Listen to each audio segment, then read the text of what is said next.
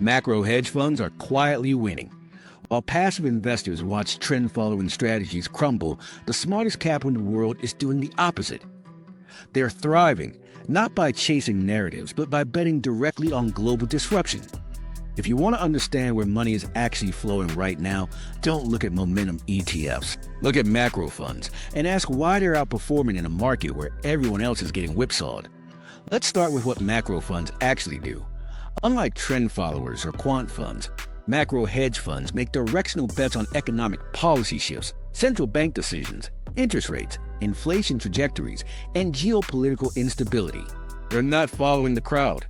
They're watching the big levers move, and they're placing bets when they see an imbalance.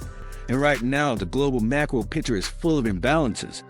The U.S. Federal Reserve is holding interest rates steady between 4.25 and 4.5%. Inflation, while easing, is still above target. Fiscal debt is exploding. And geopolitics, from Ukraine and Taiwan to OPEC and emerging market capital flight, is in a constant state of tension. Macro funds live for this. Take Pravon Howard. Their master fund is up over 6% year-to-date, while trend-following CTAs have posted some of their worst rolling 3-month performance since 2020. Why? Because trend strategies depend on momentum. And in 2025, markets are choppy, confused, and turning on a dime based on the latest inflation print or central bank comment. Macro funds, by contrast, are adapting. They're shorting Japanese bonds as the Bank of Japan intervenes. They're long U.S. duration ahead of possible rate cuts.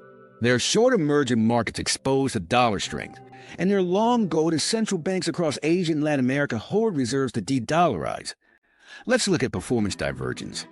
Trend-following strategies which rely on stable directional market behavior have been punished this year. The SG Trend Index, a benchmark for managed future strategies, is down nearly 4% year-to-date.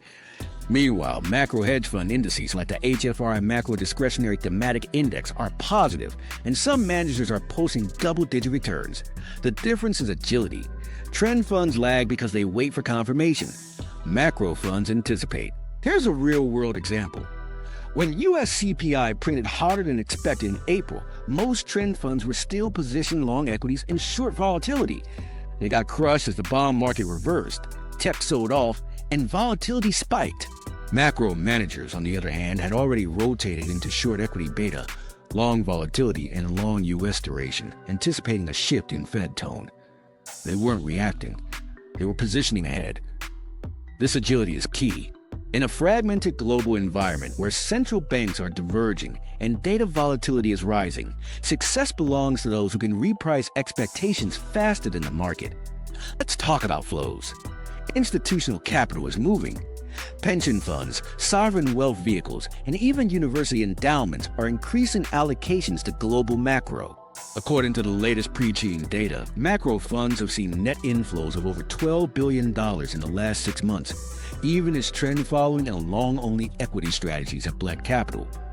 Why? Because allocators want protection. They know we're in a regime change.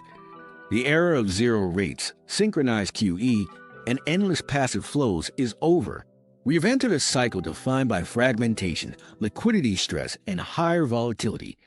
In this world, adaptability is survival, and macro hedge funds are designed to thrive in uncertainty. Let's go deeper into the psychology.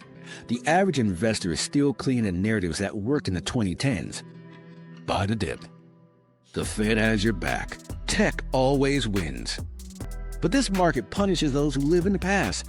Macro funds have no such loyalty. They're not wedded to sectors, countries, or models. If they need to go net short equities, they do. If they need to load up on dollar puts, they do. They're guided by signals, not sentiment. And right now, those signals are flashing. Volatility is increasing, but it's fragmented.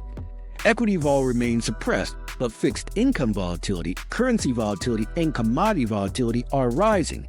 That creates opportunity for relative value plays, cross-asset arbitrage, and dislocations that trend funds simply aren't fast enough to capture.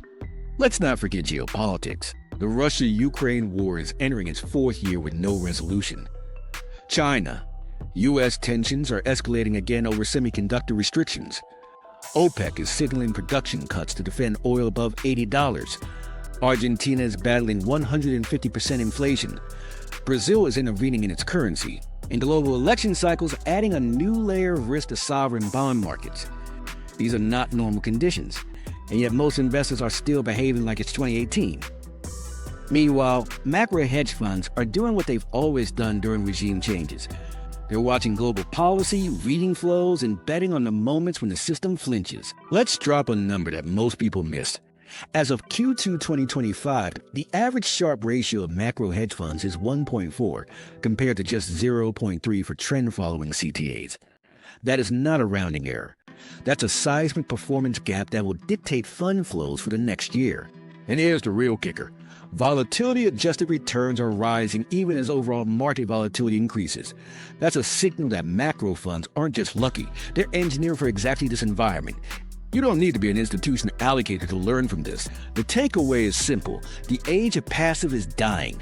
The age of macro is back. And it's being led by funds that aren't afraid to call the bluff on policy mistakes, broken models, and consensus illusions. Retail investors who ignore this shift will get left behind.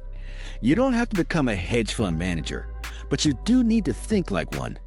Watch the credit markets. Track cross-asset volatility.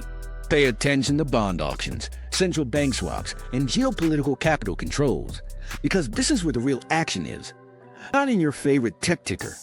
If you want to survive this new cycle, stop chasing trends and start studying pressure points.